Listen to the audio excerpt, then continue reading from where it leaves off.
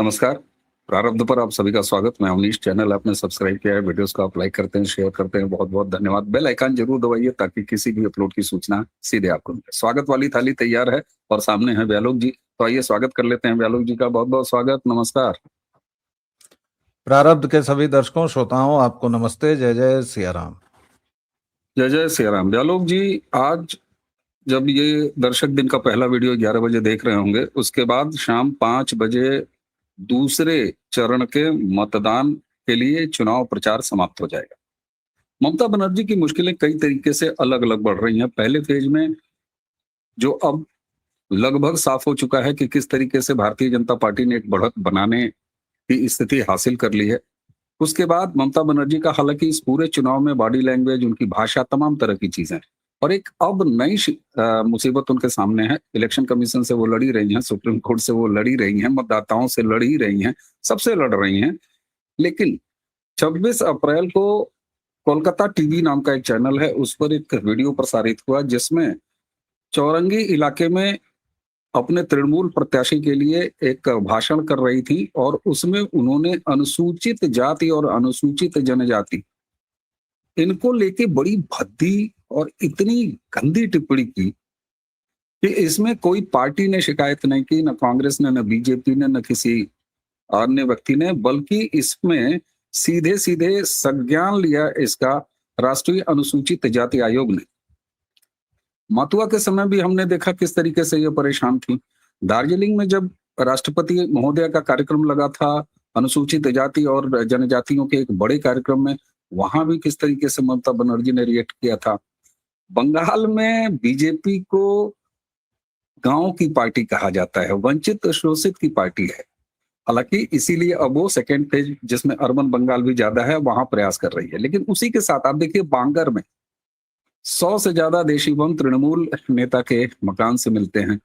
अभिषेक बनर्जी के साथ आपने देखा ही किस तरीके से एक हुड़दंग और डराने धमकाने का।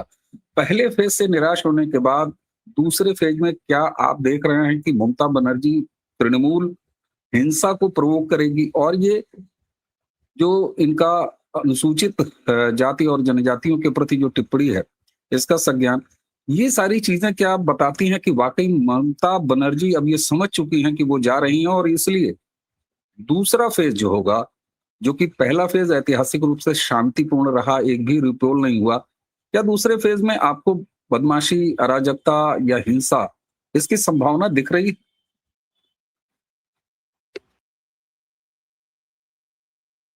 सज्जन आप म्यूट हैं। आप हमेशा मेरी एडिटिंग का कार्य बढ़ाते हैं। अब बोलें। बंगाल के मेरे जितने भी मित्र हैं जो सुदूर इलाकों में भी रहते हैं या फिर कोलकाता में रहते हैं, जितने से मेरी बात हुई है वो लगातार ये बात दोहराते रहे कि बिना हिंसा के बंगाल का चुनाव नहीं होगा। प्रथम चरण में भी कहते रहे और मैं उनसे बार बार पूछता रहा कि भाई इतनी भारी सुरक्षा बंदोबस्ती है, इतने ज्यादा कंपनियां हैं, इतने ज्यादा केंद्रीय बल तो शायद कश्मीर में भी नहीं लगते, पूरे देश के चुनाव में भी नहीं लगते, और इसके बावजूद आप लोग बोल रहे हैं कि बिना हिंसा के बंगाल का चुनाव नहीं होगा। लेकिन शायद वो लोग सच थे। पहले चरण में भी हमने देखा बहुत छिटपुट हुई है, लेकिन इतने के बावजूद हिम्मत देखिए आप, दुस्साहस देखिए कि हर एक कदम पर नजर है, हर एक कदम पर सीसीटीवी है, हर एक कदम पर एनआईए है, हर एक कदम पर सूचना आयोग है। इसके बावजूद 100 बम मिल जाते हैं बांगर में। इसके बावजूद अभिषेक बनर्जी के इलाके में सैकड़ों बाइकर्स निकलते हैं और कहते हैं काल के खेला होबे, काल के खेला होबे। बाइक रैली पर, यहां तक कि बाइकर्स के पीछे बैठने पर भी चुनाव आयोग ने रोक लगाई थी और तब कई लोगों ने कहा था कि अरे ये क्या बवाल है, अब क्या पिलियन बैठने भी ना देंगे, क्या दूसरी सवारी भी ना बैठने देंगे। इतनी अराजकता, बंगाल में कितनी अराजकता है ये आपको बाहर बैठकर पता नहीं लग सकता। महाजंगल राज अगर प्रधानमंत्री मोदी ने कहा तो वैसे ही नहीं कहा। अगर गृह मंत्री अमित शाह ने कहा कि हम आपके गुणों को उल्टा लटका देंगे तो उस पर ममता बनर्जी को बड़ी मिर्ची लगी। उन्होंने बड़ा तीखा पलटवार किया। उन्होंने कहा कि गृह मंत्री की यह भाषा ठीक नहीं है, गृह मंत्री शोहदों की भाषा बोल रहे हैं, गुंडों की भाषा बोल रहे हैं। हालांकि अमित शाह ने कल फिर से जवाब दिया है और कहा है कि हाँ दीदी, आपको जो करना है कीजिए, आपके गुंडों को उल्टा लटकाऊंगा, आप मुझे धमकी नहीं दे सकती हैं। आपने जो प्रश्न पूछा उस क्रम में मैंने ये 3-4 घटनाएं गिनाई हैं कि नहीं, ऐसा कतई न सोचा जाए कि दूसरे चरण का चुनाव बिल्कुल हिंसा रहित होगा। छिटपुट घटनाएं होंगी ही, क्योंकि ये लगभग मजहबी जुनून के साथ काम करते हैं, ये टीएमसी के जो लोग हैं। मजहबी जुनून इसलिए कहा मैंने कि उनको भी इस बात से कोई फर्क नहीं पड़ता है कि आपका कानून क्या कहता है, आपका संविधान क्या कहता है, आपका राज्य क्या कहता है, आपके लोग क्या कहते हैं, आपका दिशा निर्देश क्या है, आपका समाज क्या कह रहा है, या खुद हम अपने आप को आईने में कैसे देखेंगे। इनको इन किसी बात से मतलब नहीं है।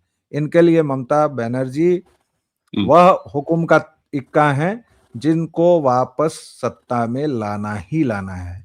लेकिन ममता बनर्जी की हड़बड़ाहट, शायोनी घोष का अचानक से हृदय में काबा और आंखों में मदीना से बजरंग बली तक आ जाना, और सबसे बड़ा चुटकुला जो आपकी नजरों से चूक गया या आपने अभी नहीं कहा, बाद में कहते, सागरिका घोष नाम की एक सांसद हैं, पहले हमारे पेशे में थी, कहा जाता है कि पत्रकार भी रही हैं, और उनके पतिदेव जो हैं वो जाने माने राजदीप मेडिसन स्क्वायर सरदेसाई हैं, जो मेडिसन स्क्वायर पर या यत्र तत्र कहीं भी पिटाई खा जाते हैं, कहीं भी हुले लेले हो जाता है उनका।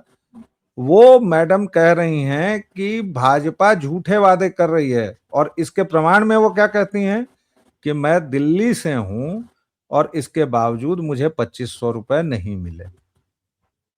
अब इस मानसिक दिवालियेपन का आप क्या करेंगे, इस मानसिकता का आप क्या करेंगे? इसलिए मैं कह रहा हूं कि ये दूसरे चरण का मतदान बहुत ही मजेदार होने वाला है, और इसी तरह से ममता बनर्जी की विदाई तय हो गई है। ममता बनर्जी अब जा रही हैं। ये कहना बिल्कुल भी खतरे से भरा हुआ नहीं है, बिल्कुल आराम से आप कह सकते हैं। जितने संकेत मिल रहे हैं और जिस तरह की इन लोगों में डिस्परेशंस दिख रही हैं, खलबलाहट दिख रही है, वो सब का सब बताता है कि ममता जी जा रही हैं। जी। बिल्कुल ठीक बात है। और दर्शकों, आपको याद होगा, ममता बनर्जी जहां से चुनाव लड़ रही हैं उनके सामने शुभेंदु अधिकारी लड़ रहे हैं, और जहां मतदान होना है भवानीपुर। भवानीपुर में ममता बनर्जी पहली बार पहुंची और जनसभा करने पहुंची। भवानीपुर आप समझिए उनका अपना मोहल्ला है, विधानसभा तो है ही है, लेकिन अपना मोहल्ला है। और ऐसे में हुआ क्या, शुभेंदु अधिकारी की भी सभा चल रही थी। घटना होती यह है कि ममता बनर्जी स्टेज से सॉरी सॉरी मैं नहीं बोलूंगी, नहीं बोलूंगी, 4-5 मिनट बोलने के बाद वो वहां से निकल आती हैं, पहली जनसभा। और उसका तुक्का क्या देती हैं, कहती हैं कि साहब ये जो शुभेंदु की चल रही है सभा, इसकी लाउड स्पीकर को हमारी तरफ मोड़ दिया गया है और हमारे कान में आवाज आ रही है। आप सुनिए, भाजपा के प्रचार के आवाज को भी, जय श्री राम की आवाज को भी वो परेशानी बता रही है। लेकिन स्थिति मैंने वेरीफाई किया तो स्थिति कुछ और थी। स्थिति ये थी कि शुभेंदु अधिकारी की जहां सभा चल रही थी वहां बहुत अच्छी खासी संख्या थी, और ममता बनर्जी की सभा में कुर्सियां खाली थी, और इससे खींच गई, क्योंकि ये बिल्कुल ग्राउंड सर्वे हो रहा था और ठीक वहीं भवानीपुर में हो रहा था, तो ममता बनर्जी वहां से भाग ली। ये दिखाता है। अच्छा, एक चीज अब मैं आपसे पूछ रहा हूँ, जिस पहले फेज की चुटपुट हिंसा की आपने बात की, आप भी बंगाल को बहुत अच्छी तरह से जानते हैं, उसकी राजनीति को बहुत लंबे समय से जानते हैं। मैंने भी उसको फॉलो करने का प्रयास किया है एक लंबे समय से, जब मेरा इस तरह से राजनीतिक विश्लेषक या होने का कोई मामला नहीं था तब से। लेकिन बंगाल के लिए इतनी हिंसा कुछ भी नहीं है, वो माइनस में मैं मानूंगा कि कुछ है ही नहीं।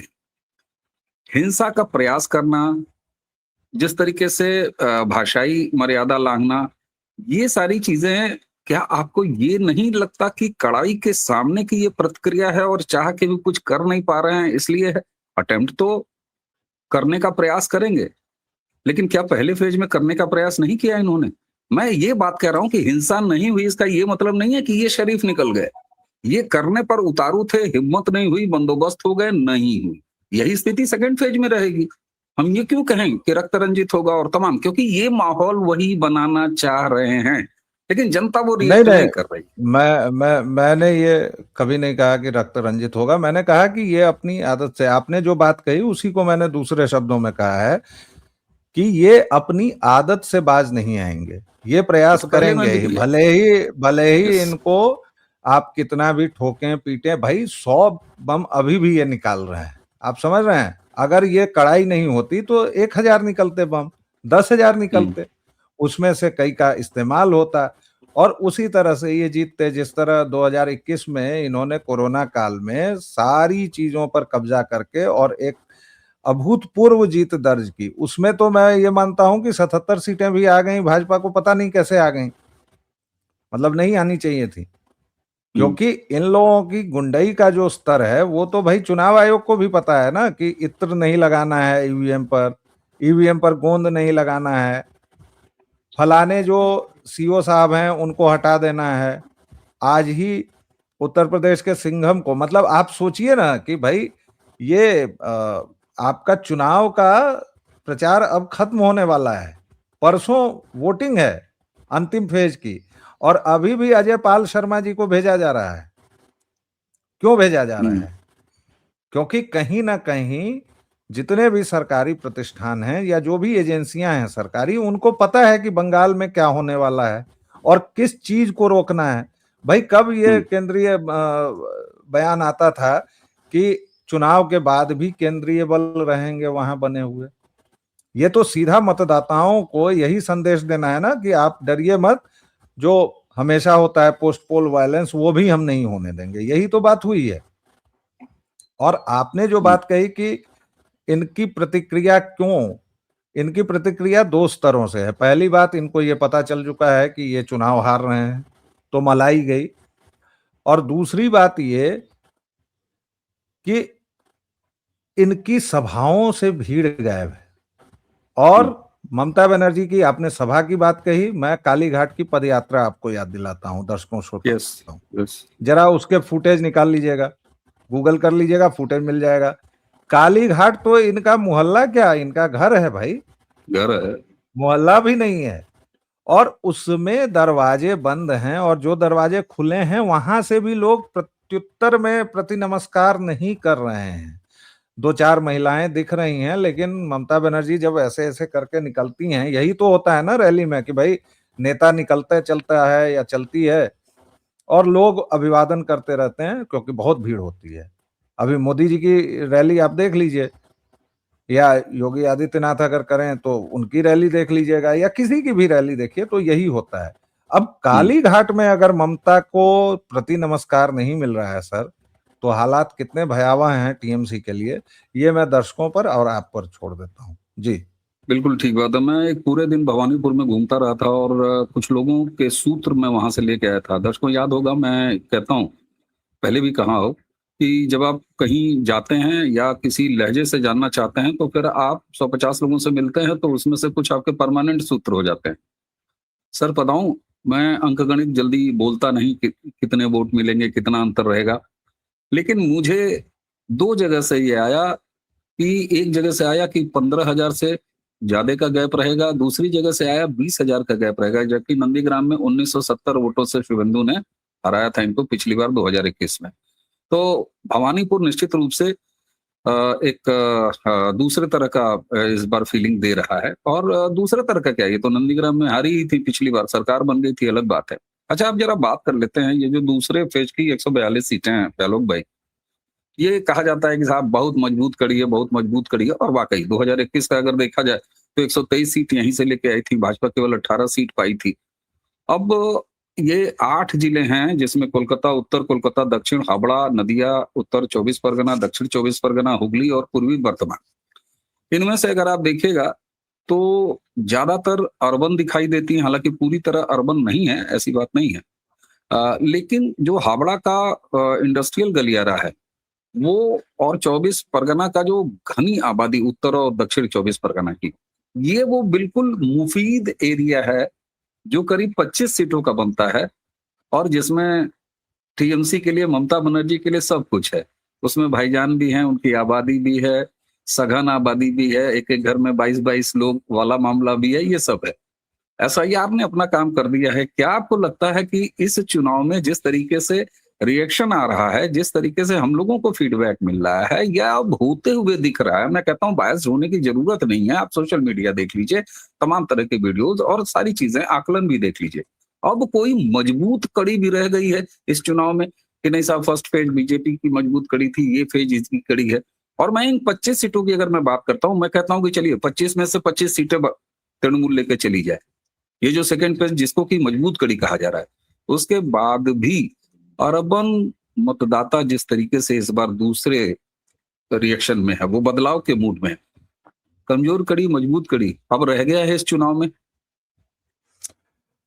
देखिए, कमजोर कड़ी और मजबूत कड़ी ये सब बौद्धिक वाग विलास मुझे ज्यादा लगते हैं, क्योंकि जनता जब पलटने पर आती है ना सर, तो फिर कुछ पता नहीं चलता है। लेकिन इस बार चलिए हम लोग भी थोड़ा सा उन्हीं की भाषा में मैं बात करने की कोशिश करता हूं। देखिए, इस बार कोलकाता टूटेगा। हुगली भाजपा का है, वहां से ठीक ठाक उसको वोट परसेंटेज मिल जाते रहे हैं। इस बार हुगली में चमत्कार होगा, भाजपा बहुत बढ़िया प्रदर्शन कर सकती है। इसके अलावा जो ये आपने कहा जहां मुफीद जगहें हैं, अगर मुसलमान वोट टीएमसी के खिलाफ चला गया, अगर चला गया, और जिसकी संभावना है, कई मुसलमान ने ऑन कैमरा बोला है, मुसलमानों के अंदर भी टीएमसी को लेकर नाराजगी है, और वो नाराजगी इसलिए है कि उनके हिसाब से भाई मोहम्मदन लॉबी का सीधा मानना है कि जब तक आप शरिया लागू नहीं करते हैं तब तक कोई भी तुष्टीकरण नहीं है। तो उनकी अपनी नाराजगी है, वो वजह है। सबसे बड़ी बात है कि कोलकाता जो बहुत कमजोर कड़ी माना जाता है, इस बार देखिएगा सर, कोलकाता में परिवर्तन होगा। प्रधानमंत्री आज भी एक जनसभा कर रहे हैं वहां से, और कल उन्होंने 33% महिलाओं को आरक्षण देने की बात कर दी है सरकारी नौकरियों में। ये एक बड़ा दांव होगा। वो ठाकुरबाड़ी गए हैं, मतुआ समुदाय के लोगों से मिले हैं, मतुआ समुदाय की समस्याओं को एड्रेस किया है। तो सारी चीजें जब एड्रेस की जा रही हैं, और इस बार भाजपा ने जब कोई वर्ग नहीं छोड़ा है, मैं आपके साथ चर्चा में पहले भी कह चुका हूं कि भाजपा हरेक समाज के हरेक वर्ग और हरेक कोने तक पहुंच रही है। तो इस बार मुझे लगता है कि ये कमजोर कड़ी और मजबूत कड़ी, मुझे तो डर ये है कि कहीं प्रथम फेज से बढ़िया रिजल्ट ना आ जाए सेकंड फेज में, क्योंकि प्रतिक्रिया का जो दबाव है, प्रतिक्रिया का जो वेग है सर, वो बहुत जबरदस्त है। और पहले चरण के मतदान के बाद ये वेग उसी लहर की तरह बन के सेकेंड फेज के मतदान में आ रहा है। कई सारे संकेत दे रहे हैं कि हो सकता है, मतलब मुझे नहीं पता, मैं भी आप ही की तरह घबराता हूं ये सब अंकगणित से और भविष्यवाणी से, लेकिन मुझे लग रहा है कि सेकेंड फेज अगर पहले से बढ़िया नहीं जाएगा तो बुरा भी नहीं बीतेगा इस बार भाजपा के लिए। जी बिल्कुल ठीक बात है। और अगर उम्मीदवारों के बारे में बात की जाए जो कि इस सेकेंड फेज में है, तो खुद भवानीपुर से हैं ममता बनर्जी। और वहां पर एक चीज और ध्यान रखने वाली बात है, पिछली बार 50,000 वोटों से उपचुनाव जीता तो था, लेकिन इस बार 21% वोट जो है वो खुद भवानीपुर से एसआईआर में गायब हो चुके हैं। अब भाजपा की तरफ से अगर देखें तो पनिहाटी जो कि इसी फेज में पड़ेगा, वहां पर आरजी कर की उस जूनियर डॉक्टर की माँ, जिनके चुनाव प्रचार के तमाम वीडियोस आपने देखे होंगे, बड़े भावुक करने वाले हैं, महिलाएं उनसे रोती हैं, उनको गले लगा कर रोती हैं, तो वो चुनाव लड़ रही हैं। पूर्व राज्यसभा सदस्य जो हैं स्वपन दासगुप्ता, ये राश बिहारी से चुनाव लड़ रहे हैं बीजेपी के। और अभिनेत्री रूपा गांगुली, वो सोनरापुर से लड़ रही हैं। तो ये भाजपा की तरफ से जो बड़े कैंडिडेट हैं। और अगर टीएमसी की तरफ से बात कर लें दर्शकों, तो भवानीपुर से खुद ममता बनर्जी हैं। फिरहाद हकीम जो मेयर हैं कलकत्ता के, वो कलकत्ता पोर्ट से चुनाव लड़ रहे हैं। वित्त मंत्री जो वेस्ट बंगाल की चंद्रिमा भट्टाचार्य, वो दमदम से चुनाव लड़ रही हैं। उद्योग मंत्री, वाणिज्य मंत्री उनके शशि पांजा जो हैं, वो श्यामपुर से चुनाव लड़ रहे हैं। विद्युत मंत्री अनुपम विश्वास टालीगंज से लड़ रहे हैं। शिक्षा मंत्री ब्रात्या बसु दमदम से चुनाव लड़ रहे हैं। अग्निशमन और आपातकालीन सेवा मंत्री सुजात बसु विधाननगर से चुनाव लड़ रहे हैं। विधाननगर हम लोग याद है होके रह के आए थे सुजीत बसु वाले इलाके से, गलोक जी आपको तो ध्यान होगा, वो जो तालाब जहां से हम लोगों ने वीडियो किया था। तो जी, जहां हम जी। लोगों को वो हरियाणा वाले सज्जन मिले थे जो सजन मिले थे। 1955 से रहते हैं। दर्शकों, निश्चित तौर जी, पर कमजोर कड़ी, मजबूत कड़ी, बेलूग जी ने बिल्कुल सही कहा। ये चुनावी कथित विश्लेषकों के दिए हुए शब्द हैं। लेकिन अगर 2021 का या चुनाव के बारे में जब आप संभावित बात करते हैं, तो पिछला रिकॉर्ड आप ज़रूर देखते हैं। तो ऐसा नहीं है कि कमज़ोर कड़ी और मजबूत कड़ी एकदम हवाई शब्द हैं। अगर हम 2021 को देखें, तो निश्चित जो ये सेकंड फेज़ 42 वाला है, इसमें 123 और भाजपा को केवल 18 और 1 लेफ्ट जीती थी। तो मजबूत कड़ी वाले तो मामला है। लेकिन चूँकि बंगाल इस बार परिवर्तन के मूड में बैठा हुआ है, तब गहलोत जी ने जैसा कहा कि कोई कमजोर कड़ी, कोई मजबूत कड़ी कुछ नहीं रह जाती। जब सुनामी आती है तो आती है, और बंगाल की ये फितरत है कि उसने सुनामी ही दिया है। अब मेरे लिए देखना सबसे दिलचस्प ये होगा कि क्या बंगाल अपनी इस सुनामी वाली फितरत को थोड़ा-सा परिवर्तित करता है? ममता बनर्जी कितनी सीटें पाती है? मेरा ये है, सत्ता से जा रही ममता बनर्जी, ये बंगाल महक दे रहा है। लेकिन मैं अब इसमें इंटरेस्टेड हूँ देखने में 4 मई को कि क्या बंगाल अपने मतदान करने के चरित्र में इस बार परिवर्तन करेगा, क्योंकि उसने जब हटाया है किसी को, तो झाड़ू मार के हटाया है, उसको बिल्कुल नीचे पहुंचा के हटाया है। तो मैं अब ये देखूंगा कि सरकार किसकी बनेगी, तो कितने विधायकों का अंतर होगा। मेरे लिए इंटरेस्टिंग अब ये रह गया है कि क्या बंगाल का मतदाता अपने झाड़ू मार शैली के मतदान चरित्र को बदलता है या उसको जारी रखता है। हालांकि अभी तक का इतिहास यही है कि उसने जब भी जिसको हटाया है, बुरी तरह हटाया। तो आज हम एक ग्राउंड रिपोर्ट भी आपको धीरेन्द्र पंडित जी के साथ सुनाएंगे, जो कि अभी भी वेस्ट बंगाल में ही बने हुए हैं। तो उस वीडियो को भी ज़रूर देखिएगा। आज की चर्चा अब यहाँ समाप्त करते हैं। मुझे यानी अवनीश और ब्यालोक को आज्ञा देने से पहले, इजाज़त निकल गया, 1-2 डाँट मुझे पड़ जाएगी। आज्ञा देने से पहले चैनल को आपने जैसे सब्सक्राइब कर किया है, उसके लिए बहुत-बहुत धन्यवाद। वीडियोज़ को आप लाइक करते हैं, शेयर करते हैं, इसके लिए भी धन्यवाद। बेल आइकन ज़रूर दबाइए ताकि किसी भी अपलोड की सूचना आपको मिले। ब्यालोक जी का दूसरा प्लेटफ़ॉर्म, वहाँ भी ज़रूर जाएगी जी। तो अब करते हैं वीडियो यहीं समाप्त। नमस्कार, प्रणाम, जय जय श्री राम। जय जय सिया राम। जय